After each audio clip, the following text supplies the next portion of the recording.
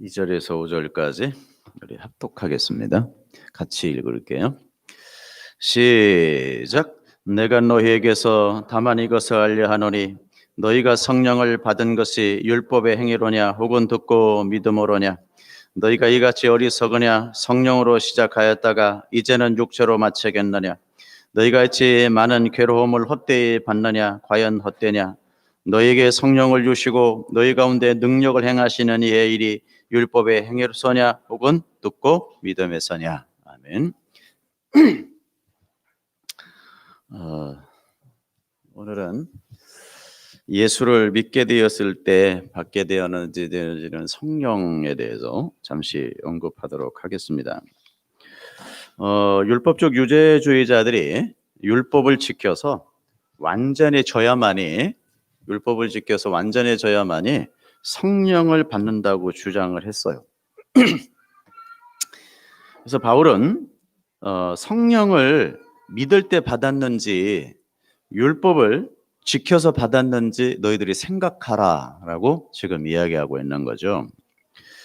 유대 그리스도인들은 갈라디아에 와서 갈라디아인들이 율법을 지키지 않았기 때문에 완전한 믿음으로 가지 못했다라고 주장을 했어요. 그러므로 성령을 받으려면 성숙한 믿음이 되어져야 한다. 그 성숙한 믿음은 오로지 율법을 지킴으로써 이루어지게 된다라고 이야기를 했던 거예요. 오늘날 교회 안에서 이런 일들이 많이 벌어지죠. 율법을 지켜야만이 성화에 이른다. 이런 말 좀 들어봤죠? 거룩해진다라는 말 들어봤나요?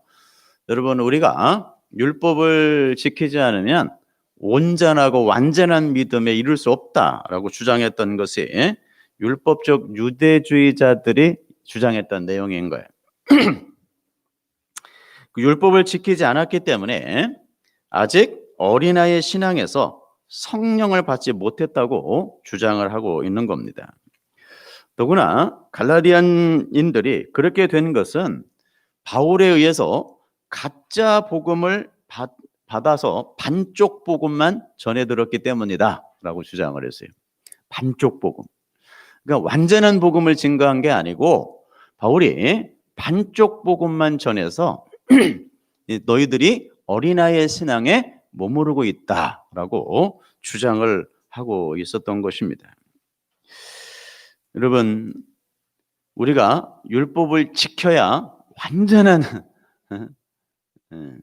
신앙으로 가는 건가라는 고민을 하게 되죠. 근데 아직까지도 이렇게 생각하는 사람들이 굉장히 많아요. 제가 목요일 날 이제 한평에 내려갔다가 왔잖아요. 우리 봉사협의회 제가 강사로 초청받아서 갔다 왔는데 영락없이 거기서도 그런 설교를 해요. 제가 참 말은 못하고 뭘 할 수도 없고 참 답답했는데 그것도 그 대표회장께서 그렇게 말씀을 하셔가지고 한 말도 못하고 왔어요. 여러분, 믿음으로 성령을 받습니다. 아멘. 율법을 지켜서 받는 것이 아니고 믿음으로 성령을 받는 거예요. 믿음으로 성령을 받느냐? 율법 준수로 성령을 받을 수 있는 것인가? 여러분, 그러면 완전해져서 율법을 지키면 완전해져서 성령을 충만하게 받을 수 있다고 유대 그리스도인들이 주장을 했어요. 그래서 그 말을 따라서 여러분, 갈라디아에 있는 사람들이 할례를 받고 율법을 지키기로 마음을 정해요. 그러니까 바울이 어땠겠어요? 얼마나 화가 났겠어요. 그래서 바울이 묻습니다. 성령 받기 위해서 율법을 지킨다고 하니 성령을 받은 것이 율법을 지키기 시작해서인지 아니면 바울이 복음을 전할 때에 너희가 성령을 받았는지 생각해보라 라는 뜻이었어요. 아니, 여러분 생각해 보세요. 율법을 지켜서 성령을 받는다면 물어보십시다. 유대주의자들은 왜 성령을 못 받았나요? 그동안 그렇게 열심히 율법을 지켜왔는데 왜 성령을 못 받았을까요? 놀랍죠, 여러분? 여러분 이미 성령을 받았는데 다시 받기 위해 그런 쓸데없는 짓을 할 필요가 없다라고 바울이 이야기하고 있습니다. 성령을 받는 것은 믿음의 선포 혹은 믿음의 말씀을 들음으로 되는 것이며 율법을 지켜서 되는 것이 아니라는 것을 지금 율법을 지킴으로 성령을 받았다고 확인해 보라고 지금 촉구하고 있는 내용인 거예요. 여러분 율법적 유대주의자들은요, 바울은 가짜 사도이며 반쪽짜리 복음을 전한다고 생각을 했고요, 율법을 지켜야 성숙한 믿음으로 이룰 수 있다고 여러분 생각을 했던 거예요. 우리가 요한복음을 통해서 공부한 내용입니다만은 좀 확인하고 가겠습니다. 예수께서 대답하여 이르시되, 시작. 예수께서 대답하여 이르시되 진실로 진실로 내게 이르노니 사람이 뭐하지 아니하면, 거듭나지 아니하면 하나님의 나라를 볼 수 없느니라. 니고데모가 이르되 사람이 늙으면 어떻게 날 수 있사옵나이까? 두 번째 모태에 들어갔다가 날 수 있사옵나이까? 굉장히 인본적이죠. 당연하죠. 니고데모는 지금 거듭남에 대해서 전혀 이해를 못하고 있으니까 우리가 다시 모태로 가서 우리가 다시 태어나는 것을 이야기하느냐라고 묻는 얘기죠. 그랬더니 예수께서, 시작. 예수께서 대답하시되 진실로 진실로 내게 이르노니 사람이 물과 성령으로 나지 아니하면 하나님의 나라에 들어갈 수가 없느니라. 우리가 잘 아는 대로 이 당시 니고데모는 여러분 바리새인 중에서도 바리새인이었군요. 사내들인 공회원의 공회원이었어요. 엄청난 지식과 엄청난 권세와 엄청난 여러분 사람들에 의해서 존경을 받는 인물이 니고데모였거든요. 그런데 예수님에게 묻는 거예요. 예수님, 우리가 어떻게 해야 구원을 받습니까? 그러니까 예수님이 거듭나야 된다라고 이야기하죠. 그 거듭나야 된다는 것이 무엇입니까? 라고 물었더니 예수님이 뭐라 그래요? 물과 성령으로 나지 아니하면 하나님의 나라에 들어갈 수가 없느니라 그래요. 여러분, 우리가 말씀을 듣고 믿음이 생기죠. 그 말씀이 듣고 믿음이 생겨져야 성령 하나님이 오시는 거예요. 아멘. 그러니까 우리는 여러분 믿어질 때 성령을 받는 거예요. 아멘. 그게 진리거든요. 그런데 자꾸만 여러분 유대 그리스도인의 거짓 선지자들이 아니다, 율법을 지켜야만이 우리가 온전해질 수 있다, 이렇게 이야기하니까 지금 여러분 사도 바울이 화딱지가 났던 거죠. 여러분 성령은 복음을 선포하면 그 복음을 믿음으로 받고 율법을 지켜서 받는 것이 아님을 분명해졌습니다. 율법을 아무리 열심히 지켜도 성령을 받는 일이 일어나지 않아요. 갈라디아인들은 처음 바울이 복음을 선포했을 때 그 복음을 듣고 믿음으로 성령을 받았어요. 지금 율법을 지킴으로 받는 것이 결코 아니죠. 율법을 지킴으로 성령을 받는 것은 불가능해요. 이게 여러분 두루마리인 것 같아요. 구약 성경이 두루마리의 책으로 돼 있죠. 율법을 지켜 성령을 받지 못한다. 같이 한번 읽을까요? 시작. 성령은 오직 믿음으로 받음. 아시겠죠?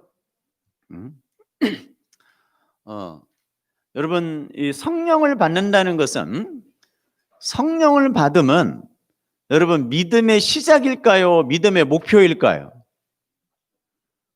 성령 받으면 믿음의 시작이에요? 믿음의 목표요?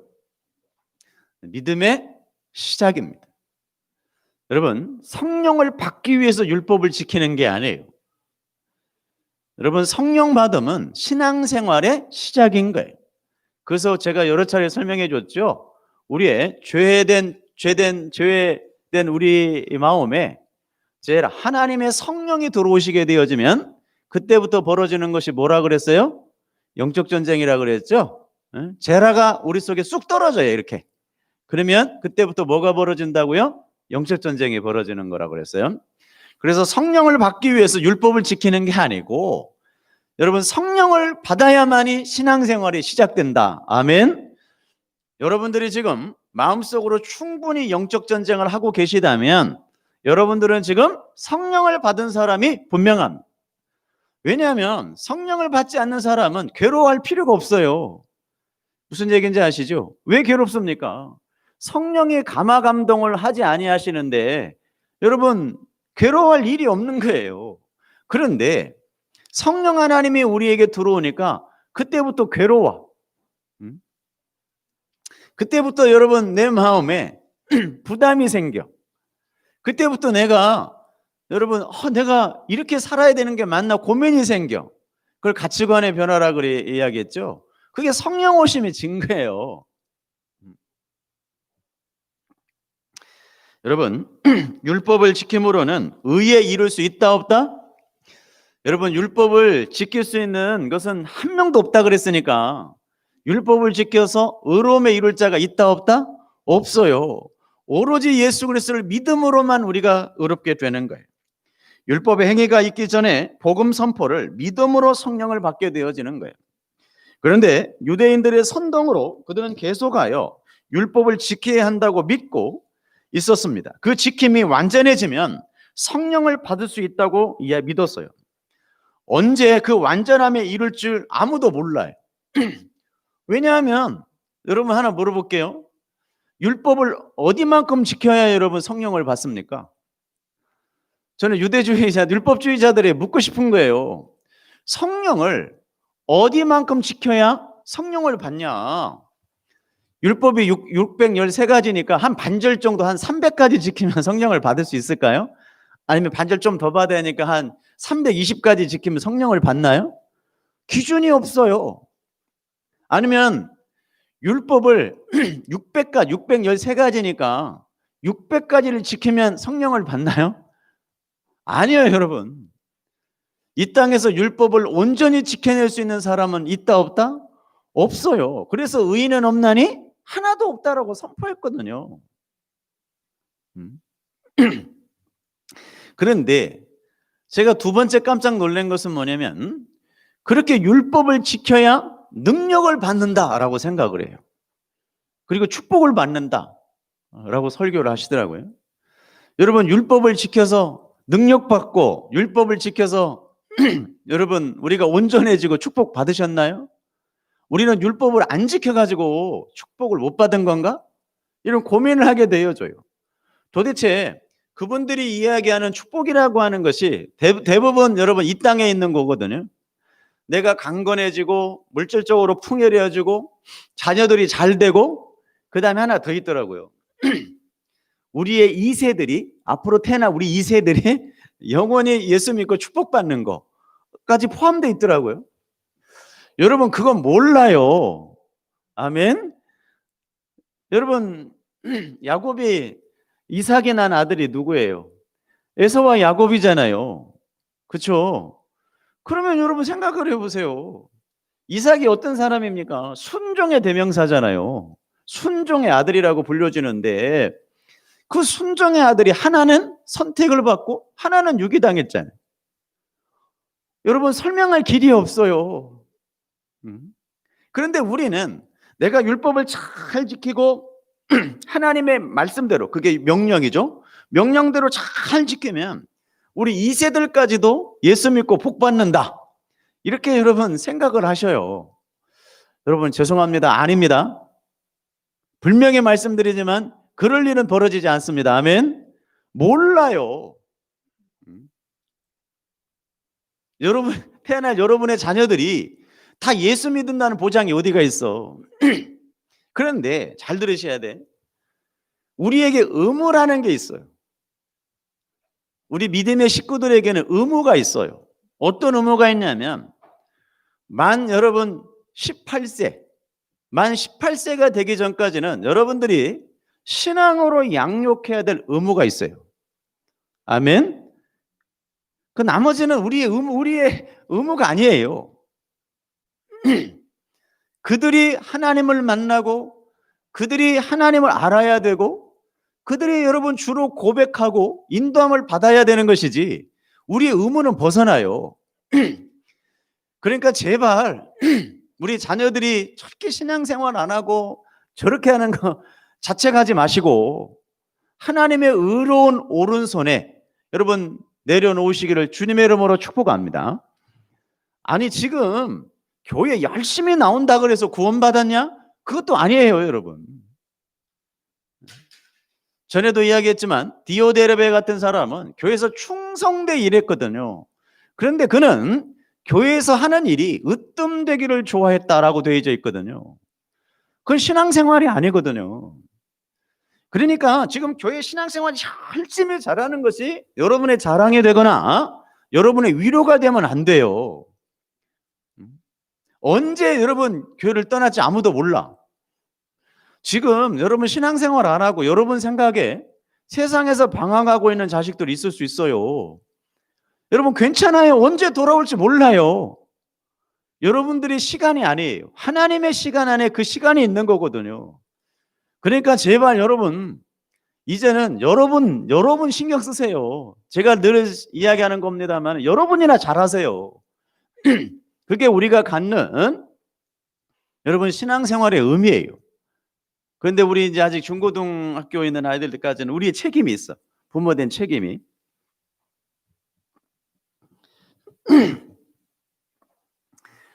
여러분 바울의 가르침대로 성령은 예수를 믿음으로 받고 예수를 믿을 때 받아요.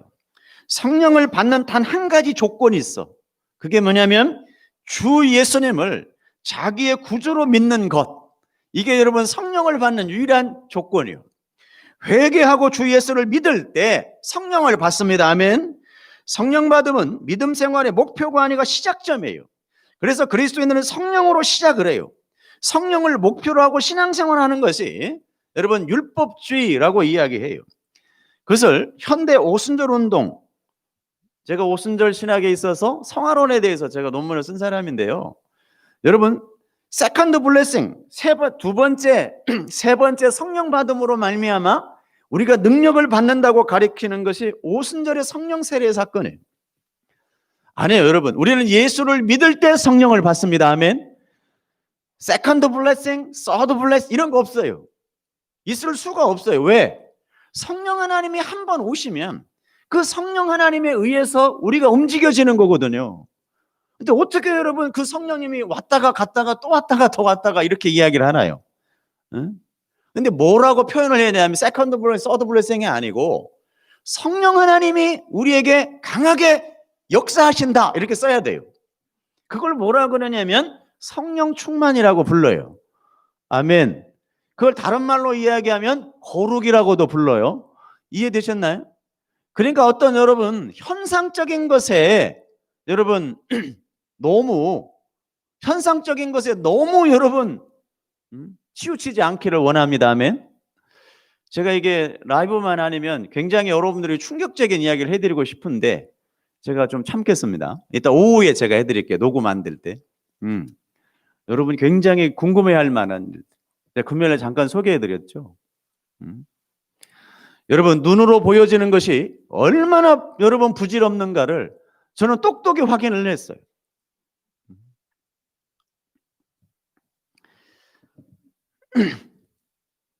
여러분 오순절 운동에서 주장하는 것처럼 성령은 거룩한 영이므로 성자가 되어야만 여러분 받는다고 이야기를 했어요. 초신자는 성령을 세례 형태로 받기에 합당하지 않는다고 주장한 것인데 그게 여러분 신율법주의라고 이야기해요. 그것이 비록 예수 믿음은 다음에 전개될 것이어도 종교적인 노력으로 성령을 받는다고 생각을 했어요. 그래서 여러분 오순절 운동하는 사람들 펜타코스탈 무브먼트들이 여러분 그 성령 세례의 증거가 뭐냐라고 이야기했더니 은사라고 이야기를 했어요. 은사가 강하게 나타나면 여러분 성령 세례를 받았다라고 주장을 했어요. 그래서 여러분 제일 쉽게 할 수 있는 것이 방언이었죠. 그래서 방언을 가리킨다거나 방언을 하지 못하면 여러분 구원받지 못하는 것처럼 가리켰어요. 그게 왜 그러냐면 사도행전에 나와 있는 사건 때문에 그래요. 제가 이제 요한복음을 끝내고 사도행전 강해를 해드릴 건데 여러분 제가 그때 확연하게 여러분들에게 설명해 드리도록 할 겁니다. 여러분 방언이라고 하는 것은 여러분 성령 세례의 첫 번째 증거로 준 게 아니고요. 여러분 우리가 잘 아는 대로 여러분 이스라엘 백성들이 누가 저기 바벨탑을 쌓았어요. 우리 인간들이 바벨탑을 쌓죠. 그래서 이 바벨탑을 쌓으니까 저들이 이제 한 나라 한 민족으로 똘똘 뭉쳐가지고 우리의 힘을 발휘하자라고 했단 말이에요. 그러니까 안 되겠으니까 여러분 하나님이 뭐라 그래요? 언어를 흩어버리시죠. 그 언어를 흩어버린 것이 죄거든요. 그 죄의 회복이 여러분 방언 사건이거든요. 다시 하나님이 회복해 줘요. 그것이 여러분 이제 하나님의 예수 그리스도로 말미암아 성령 하나님으로 말미암아 이제는 우리는 죄악의 백성이 아닌 하나님의 백성으로 거듭나게 된 거거든요. 그러니까 죄악이 풀어져야 되죠. 그래서 여러분 죄악이 풀어진 사건이 방언 사건이에요. 성령 세례의 첫 번째 증거가 방언이 아니고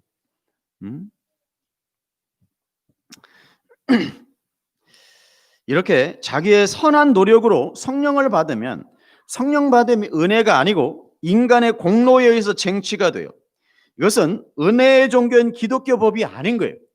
그래서 사도 바울이 갈라디아서 3장 3절에 이렇게 이야기하고 있는데요. 너희가 이같이 시작 너희가 이같이 어리석으냐 성령으로 시작하였다가 이제 육체로 마치겠느냐라고 이야기하고 있습니다.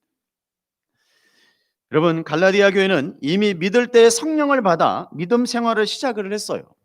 갈라디아 교회는 할례를 받고 율법을 지킴으로 성령 받는 것이 아니라 예수 믿을 때부터 성령으로 시작하여 기쁨이 넘쳤습니다. 우리가 그걸 명심하셔야 돼요. 갈라디아 교인들은 이미 성령을 받아 기쁨의 생활을 하고 있었어요. 여러분 구원의 기쁨과 환희가 말로 할 수 없었습니다. 그리스도 안에서 누리는 새 삶은 생명이 약동하고 넘쳐났어. 우상에 매여 있다가 거기서 벗어나 하나님께로 돌아갔음으로 넘치는 기쁨과 감사는 말로 할 수 없었어요. 그러므로 모든 괴로움과 어려움과 핍박도 잘 견뎌낼 수 있었습니다. 성령의 감화가 늘 함께하므로 찬송이 끊이지 않았고요. 그러다가 할례를 받아 율법의 전선에 들어서게 됐던 거예요. 여러분 율법을 지키게 되어지면 그때부터 뭐가 생기는 줄 아십니까? 굴레라는 게 생겨요. 뭐가 생긴다고요? 굴레가 생겨. 내가 율법을 어겼네. 내가 율법을 지켰네. 이걸 내가 율법을 어겼네. 끊임없는 굴레 속에 갇히게 돼요. 그리고 여러분 무슨 짓을 하냐면 교회 가가지고 그 율법을 못 지킨 거에 대한 회개를 해요. 그 회개조차 죄송합니다만은 굴레예요. 무슨 얘기인지 아시죠? 그게 온전한 기도일 수가 없거든요. 왜냐하면 그 율법이 회개를 하면 내일 지켜져야 되는데 그렇죠? 그게 회개잖아요. 내일 지켜질 수가 없는 것이 율법이거든요. 그러니까 보세요. 율법으로 돌아와 버리면 율법을 못 지켜서 괴롭고 율법을 못 지키니까 다시 회개해야 되고 회개했는데 내일 또 죄를 지니 또 괴롭고 이게 계속해서 반복되는 거예요. 그게 여러분 율법의 굴레라고 불러요. 근데 나중에는 어떻게 되는 줄 아십니까? 이게 이제는 너무나 당연시돼요. 그렇게 사는 게 너무 당연시돼. 그래가지고 결론은 어떻게 나냐면 나는 율법을 요만큼 지켰는데 너는 왜 이만큼 못 지켰니? 라고 하는 정죄하게 되어져요. 그때부터. 그게 여러분 율법주의 한계예요. 그런데 우리가 믿을 때 성령을 받은 우리들은 여러분 그 율법의 굴레에 있을 필요가 없어요. 아멘. 왜냐하면 율법의 모든 요구들을 우리 예수님이 이루어 놓으셨기 때문에 그 이루어 놓으신 예수 안에 우리가 있기만 하면 되는 거거든요. 그래서 너는 믿을 때 성령을 받았느냐라고 묻는 거예요. 그 성령을 받게 되어지면 그 성령 받음으로 말미암아 우리는 이미 의로운 존재가 되었거든요.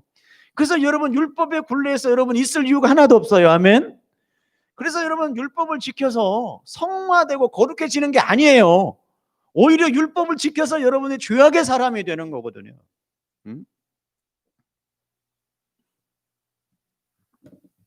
물론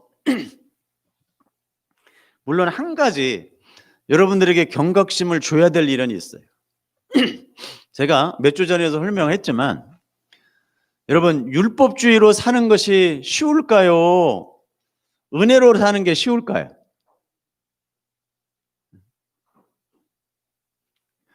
제가 늘 걱정하는 것이 주제가 있어요. 요새 늘 고민되는 것이 여러분 은혜로 살아야 되거든요. 아멘. 그런데 율법으로 살 때보다도 더 못해. 이게 괴로움이에요. 그래서 제가 늘 고민이에요. 우리가 왜 율법으로 살 때보다도 더 못할까? 그 왜 그런 줄 아세요? 구속력이 없어서 그래요. 구속력이. 예? 율법은요, 막 나를 이거 안 지키면 큰일 날 것처럼 이게 구속을 하잖아요. 구속을 하는데 은혜는 구속력이 없어요. 예? 그러다 보니까 너무 쉽게 은혜라고 하는 것을 생각을 해요. 그리고는 내 마음대로 살려고 해요. 그걸 방임이라고 그러는데, 방임이라고 그러는데, 그 괴로움이 있어요. 그 안에 괴리가 있어요.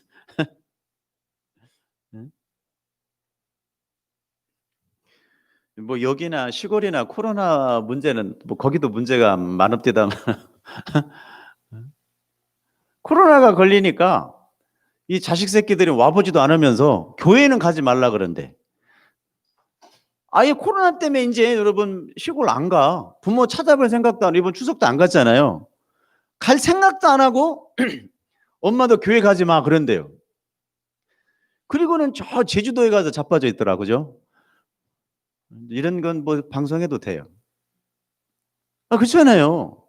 부모님한테 가는 것은 안 되고 제주도 가서 자빠져 있는 것은 괜찮고 놀러 가는 괜찮고 죄송합니다만은 이게 방임이에요. 어? 아니 어떻게 신앙생활을 여러분 그렇게 합니까? 너무 핑계가 좋아. 코로나잖아. 그것도 교회 안에서 논쟁도 많아. 교회를 가야 되냐 말아야 되냐 논쟁도 많아요. 물어보는 주제도 똑같아. 이번에도 물어보는 주제가 그거예요. 교회를 가야 되냐 말아야 되냐. 근데 거기 안에서도요 팽배. 그런데 거기 이제 부흥 강사들은 대부분이 어떠냐면 교회를 가야 된다고 생각을 해요. 대부분이 그렇더라고요. 그래서 너는 어떻게 생각하? 당신은 어떻게 생각하냐? 그러길래 제가 아주 답을 명확하게 해드렸어요. 여러분 교회는 잘 들으시고 여러분 판단하지 마시기 바랍니다. 여러분 개혁주의는 교회가 결정하는 것이 정답입니다. 아멘. 뭐가 결정한 것이? 서울중앙교회가 우리는 대면 예배로 하기로 결정했습니다. 라면 그게 맞는 거예요. 여기 어디 옆에 있는 모 교회는 우리는 유튜브로 비대면 예배로 하는 거죠. 하겠습니다. 그게 맞는 거예요. 교회가 결정한 게 맞는 거예요. 그래서 당신은 양비론자냐? 아니에요. 잘 들으시기 바랍니다. 여러분 우리 5손가락이 있죠? 모양이 다 달라요, 같아요? 다 달라요. 그런데 한 손이라고 부르죠. 예수님이 한 머리로 우리에게 계시죠? 우리는 다 지체거든요. 액기손가락에 그렇게 결정을 했어요. 이렇게 나는 이렇게 하기로. 그게 맞는 거예요. 무슨 얘기인지 이해가 되시나요? 엄지손가락에 그렇게 결정을 했어요. 나는 이렇게 하기로. 그게 맞는 거예요. 그게 여러분 개혁주의가 지향하는 교회의 지향성이라고 불러요. 근데 거기에 뭐가 없어야 되냐면 판단이 없어야 돼요. 이해가 되셨나요? 여러분 교회가 결정하면 그걸로 그냥 정답인 거예요. 아멘. 여러분이 왈가왈부할 내용이 아니에요. 대면 예배가 맞니 비대면 예배가 맞니 죄송합니다만 그런 논쟁하지 마세요. 교회가 결정한 게 맞는 거예요. 교회가 결정했지만 여러분들의 저는 의견들을 존중해요. 그래서 라이브 방송을 하고 있고 이해가 되시나요? 판단하지 않습니다. 교회가 결정했음에도 불구하고 나는 그렇게 생각하지 않는 사람들 있잖아요. 그것도 괜찮아. 그래서 여러분 그거에 대해서 어떤 여러분 이야기도 하지 않습니다. 단 기독교가 조심해야 될 게 뭐냐면 서로 손가락을 향해서 판단하고 정죄하지 말아야 해요. 아멘. 제발 여러분 스스로 평가하려 하지 마십시오. 교회가 제발 그런 얘기 좀 하지 마십시오. 여러분은 교회 아닌가? 여러분도 교회잖아요.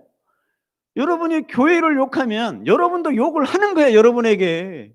왜 다른 사람 욕을 해요? 여러분. 그게 안타까움.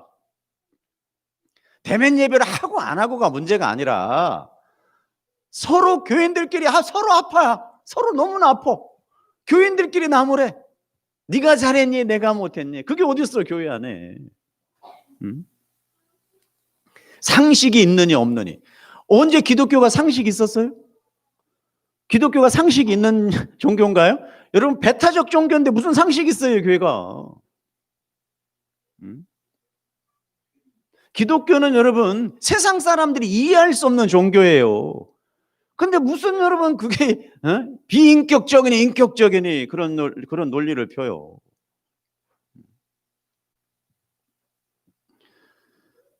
우리의 여러분 유일한 신앙생활은 하나님의 복음으로 지금 완전해져 가고 있는가 하면 거룩해져 가고 있는가에 초점이 맞춰지는 것이지 대면 예배냐 비대면 예배가 중요한 게 아니에요 여러분.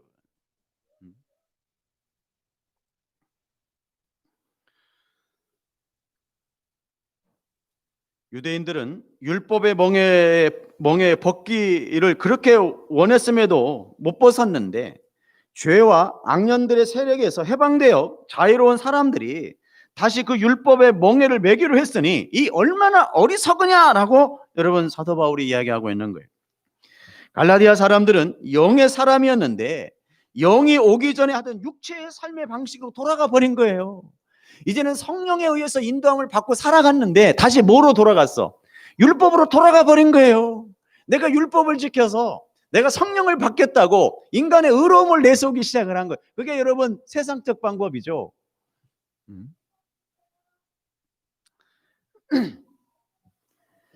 여러분 율법의 질곡을 너무나 철저하게 체험했던 바울의 눈으로는 갈라디아인들의 결정을 도저히 이해할 수가 없었습니다. 그런데 저는 좀 이해가 가요. 인간은요 끊임없이 여러분 세상으로 돌아가려고 하는 회귀 본능이라는 게 있거든요. 내가 인정받고 싶어하고 나를 알아줘야 되거든요. 이 끊임없는 인간의 죄의 부패성이 남아있어가지고 그걸 돌아가려 해요. 지금 그래서 여러분 수많은 교회들이 글로 가고 있는 거예요. 별로 뭐 놀랍지는 않습니다. 저는 저 율법 다시 율법으로 돌아가죠. 율법을 지킴으로 완전해져야지 하면서 율법을 지고 다시 올라가는 거예요. 그래서 사도 바울이 로마서 8장에 이렇게 이야기하고 있죠. 율법이 시작. 율법이 육신으로 말미암아 연약하여 할 수 없는 그것을 하나님은 하시나니 그 죄로 말미암아 자기 아들을 죄에 있는 육신의 모양으로 보내어 육신의 죄를 모아사 정하사 육신의 죄를 정하사 육신을 따르지 않고 그 영을 따라 행하는 우리에게 율법의 요구가 이루어지게 하려 하심이니라. 아멘. 예수님이 십자가 지심으로 말미암아 율법의 요구가 다 이루어졌어요. 아멘. 근데 어떤 율법을 또 지켜야 된단 말입니까? 육신을 따르는 자는 시작. 육신을 따르는 자는 육신의 일을, 영을 따르는 자는 영의 일을 생각하나니 육신의 생각은 사망이요 영의 생각은 생명과 평안이다. 아멘. 보세요 여러분, 육신의 일을 생각하는 자는 여러분 사망으로 가요. 오늘도 율법을 지켜서 구원에 도달해 보겠다고 하는 모든 인간들은 사망으로 간다니까요.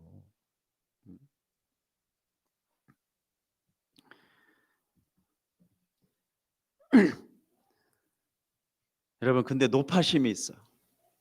우리가 그렇게 구원받은 것은 맞아요. 확실하게 맞습니다. 근데 늘 말씀드립니다마는 우리가 방종에 빠질까 봐 늘 그게 고민스러워요.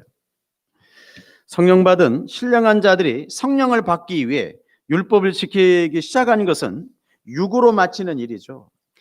육으로 마친다는 것은 율법 준수로 성령 받음이 불가함을 말하는 거예요. 여러분 율법 준수는 전적으로 육체의 일이어서 성령 받을 수가 없다라고 선언하고 있습니다. 이제 갈라디아서를 좀 더 볼게요. 자 보실까요? 우리 이거 또 많이 봤던 그림이죠. 율법을 지고 올라가요. 올라가요. 또 올라가. 쪼르르 내려오죠. 안 돼요. 아니야, 그냥 포기하고 사세요. 그게 신상의 유리예요. 또 올라가요. 포기하고 사세요. 평생 율법을 지키려 노력하다가 끝남. 끝나요, 저렇게. 자, 너희가 이같이 시작. 너희가 이같이 많은 괴로움을 헛되이 받았느냐? 과연 헛되냐?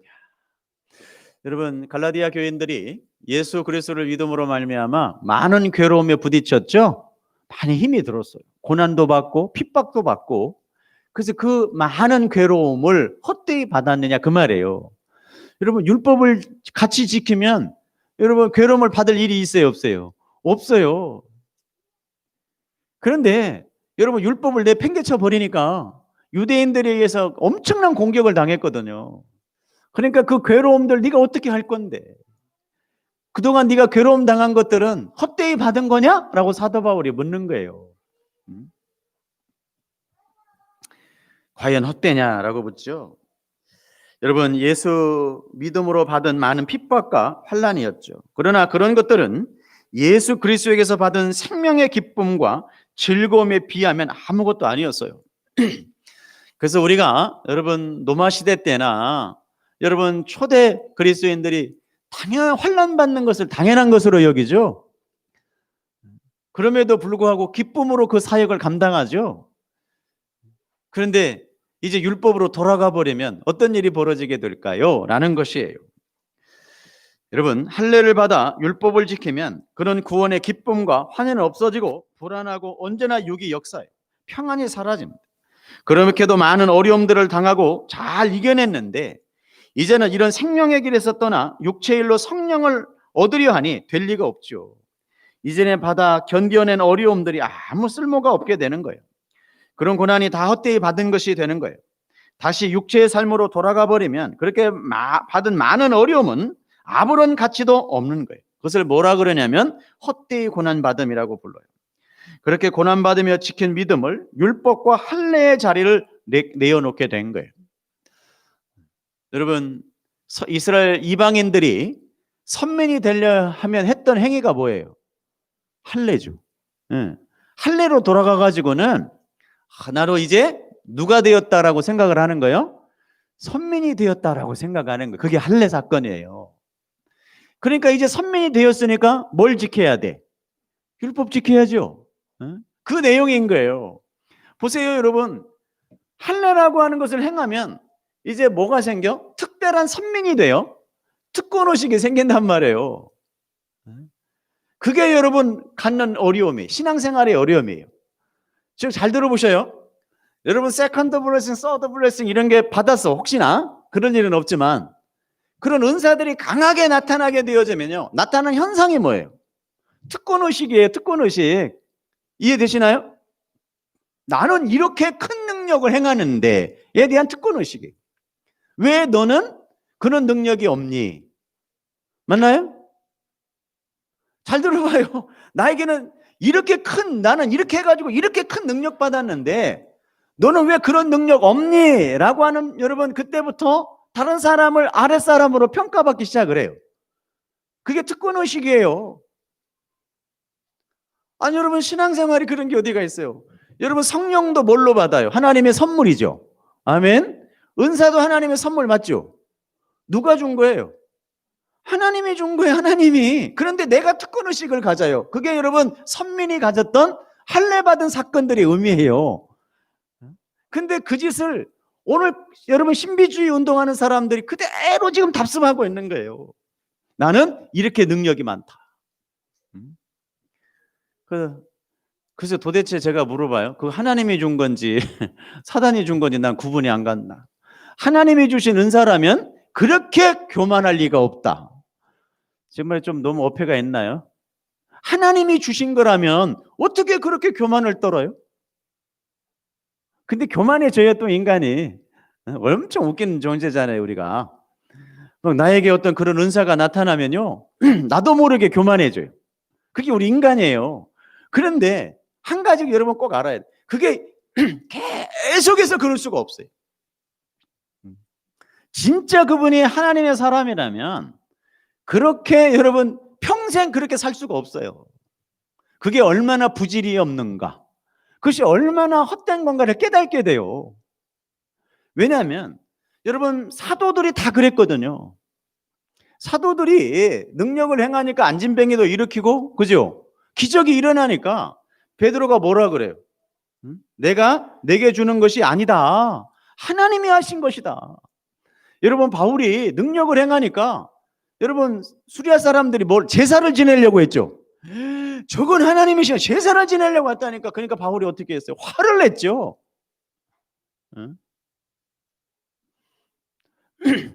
저는 여러분 정말 오늘 방송을 듣는 여러분, 설교도 여러분들에게 고합니다.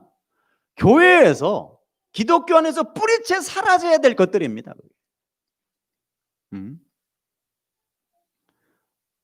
만약에 그것이 정말 하나님이 주신 은사라면 그렇게 교만해질 수가 없고, 그렇게 다른 사람을 우습게 여길 리가 없습니다. 왜냐? 하나님이 우리를, 여러분들을 핏값으로 산 존재들이거든요. 여러분들이 그렇게 엄청나고 귀한 존재들을 어떻게 함부로 한단 말입니까?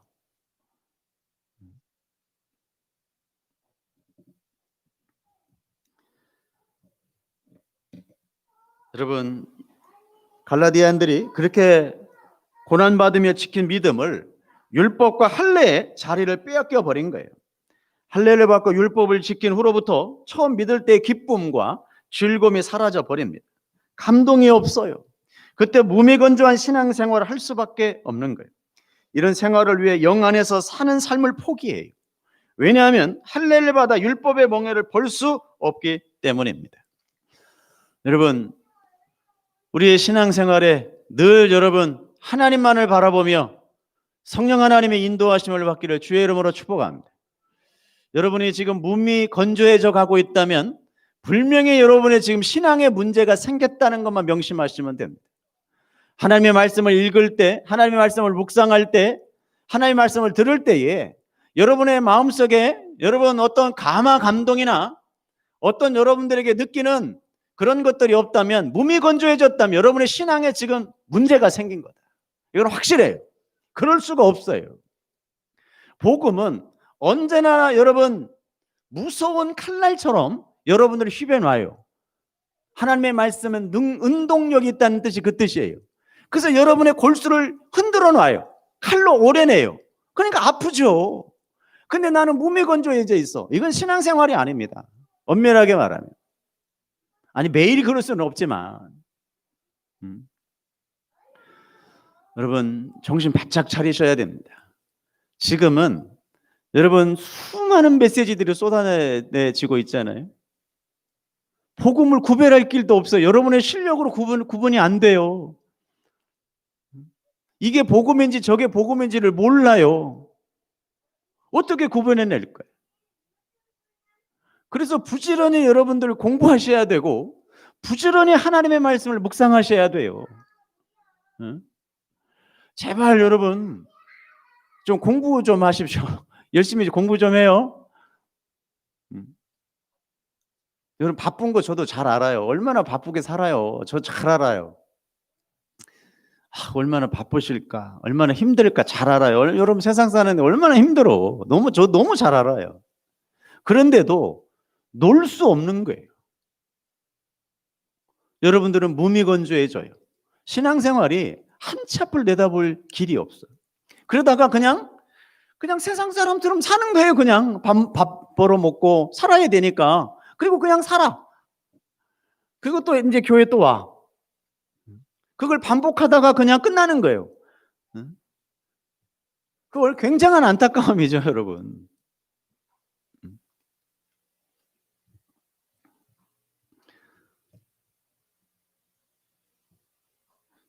근데 저는 상관이 없어요. 저는 뭐 여러분 아시다시피 하는 일이 저 골방에서 하는 일이 그 일이라. 그것도 뭐 좀 또 우리 목회자들 세미나도 있어가지고 좀 공부 매일 하잖아요. 전 상관없어요, 솔직히.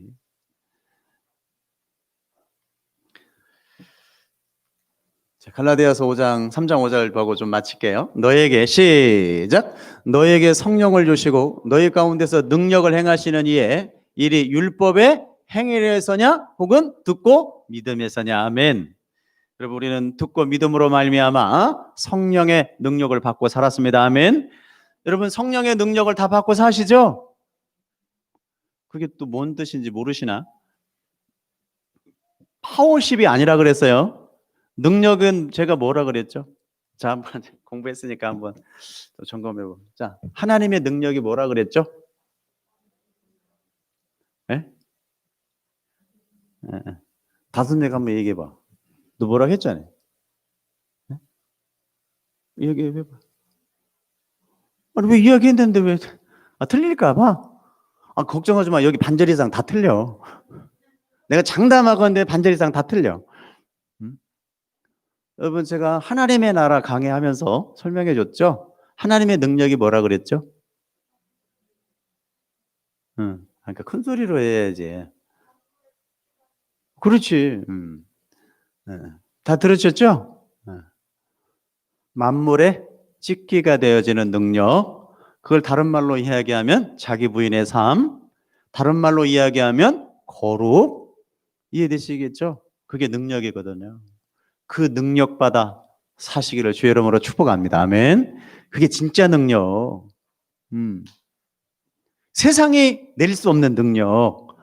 맞죠? 세상에서는 절대 누릴 수 없는 능력. 누구만 누릴 수 있어? 기독교만 누릴 수 있는 능력. 그게 참 능력이죠?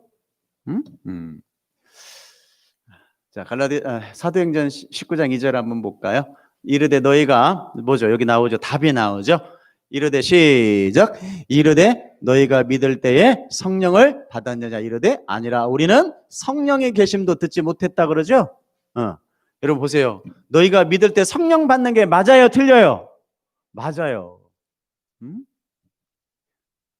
사랑하는 나와 여러분, 성령을 주신 것이 여러분의 노력이나 힘에 의해서 되어지는 것이 아니라 하나님의 은혜로 되어진 것을 믿고 그 은혜 속에서 여러분 기쁨과 감격을 누리며 사시기를 주님의 이름으로 축복합니다. 유대인들이 아무리 율법을 지켜도 받지 못한 성령을 그리스도인들은 단번에 선물로 받았습니다. 그런데 그런 큰 선물을 버리고 율법을 지켜 성령을 받아보겠다고 할례를 받았으니 도저히 이해할 수 없는 일이었습니다. 하나님의 능력을 체험한 사람들이 능력 체험이 불가능한 문으로 들어섰기 때문에 그렇습니다. 사랑하는 여러분, 오늘 말씀을 정리하면서 우리는 믿을 때 성령을 받는 것이 맞습니다. 아멘. 율법을 지켜서 성령을 받는 것이 아니라, 율법을 지켜서 능력을 받는 것이 아니라 믿을 때 성령을 받고 그 성령이 오시게 되어지면 하나님의 능력대로 살게 된다. 아멘. 그 능력이 뭐냐? 만물의 찍기 같은 능력이며 여러분이 부인된 삶이며 다른 말로 그것을 거룩한 삶이라고 부르며 그것을 여러분 신학적인 용어로는 성화의 삶이라고 부른다. 여러분 잘 그렇게 정의하셔서 한 주간도 그렇게 지어져가는 나와 여러분 되기를 주님의 이름으로 축복합니다. 기도하겠습니다. 사랑하는 아버지 하나님, 감사와 영광을 올려드립니다. 우리는 믿을 때 성령을 하나님 아버지 선물로 받아서 오늘 또 그 은혜 속에 살고 있음을 찬양합니다. 귀한 종들 그렇게 붙들어 주셔서 인간의 노력이 아닌 하나님의 은총 속에서 한 주간을 살아가는 믿음의 종들 되어지게 도와 주시옵소서. 감사드리옵고 예수님의 이름으로 기도하옵나이다. 아멘. 우리 542장 통합찬